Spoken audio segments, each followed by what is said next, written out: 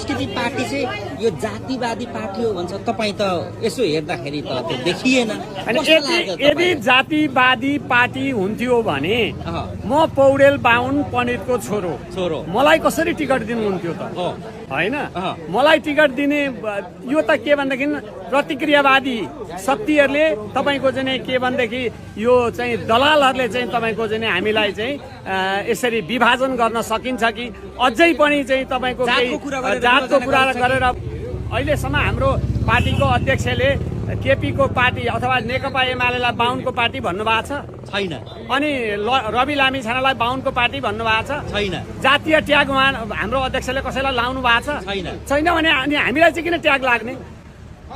हामीलाई चाहिँ किन ट्याग लाग्ने? यदि ट्याग राईकै पार्टी हो भने म परमानन्द पौडेल भने त राई होइन होला नि त? होइन नि, होइन।